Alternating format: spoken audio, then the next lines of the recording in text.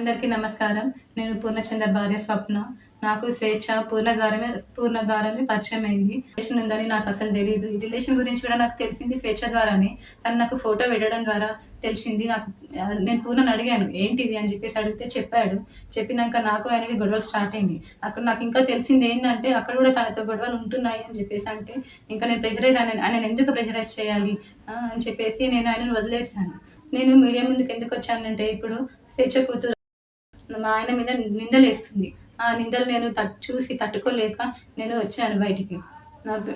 నా పిల్లలతో పాటే కూడా చూసుకున్నాడు. తనకి స్కూల్లో జాయిన్ చేశాడు, ఫీజులు కట్టాడు. నా పిల్లలకి బట్టలు తీసుకున్నప్పుడు ఆయన కూడా తీసుకునేవాడంట. నేను నీ కన్న తండ్రి కూడా వదిలేసి వెళ్ళిపోయిండు. వెళ్ళిపోతే కూడా పూర్ణ ఆ స్థానం తీసుకున్నాడు. కన్న తండ్రి కన్నా ఎక్కువనే చూసుకున్నాడు. నా కూతురుని ఎలా అయితే చూసుకున్నాడో నిన్ను కూడా అలానే చూసుకున్నాడు. కానీ నువ్వు ఇలాంటి నిందలు వేయడం కరెక్ట్ కాదు. ఇంకా స్వేచ్ఛ కూడా చాలా నన్ను టార్చర్ పెట్టింది. ఈ విషయం తెలిసినాక కూడా నేను డిప్రెషన్లోకి వెళ్ళిపోతే నన్ను పూర్ణ కాశీకి తీసుకెళ్ళాడు. కానీ మైండ్ రిఫ్రెష్మెంట్ కోసం తీసుకెళ్తే అక్కడ కూడా ఫోన్ చేసి సతాయించింది. ఎందుకు తీసుకెళ్తున్నావు, ఆమె ఎవరని చెప్పేసి నువ్వు తీసుకెళ్తున్నావని సతాయించింది. ఆయన ఫోన్ లిఫ్ట్ చేయకపోతే నా ఫోన్కి చేసి సతాయించింది.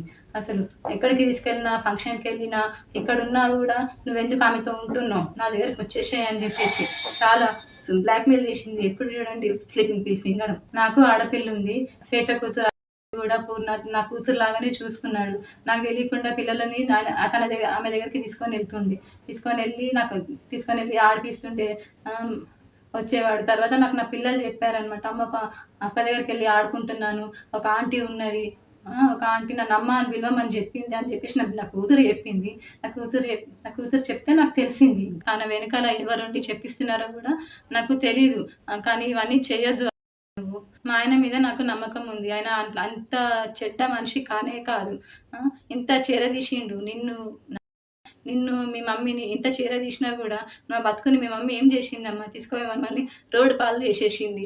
ఇప్పుడు నా జీవితము ఏంటి, నా పిల్లల భవిష్యత్తు ఏంటి. నాకు కోర్టు మీద నమ్మకం ఉంది. మా ఆయన నిర్దోషి. నేను ఆయన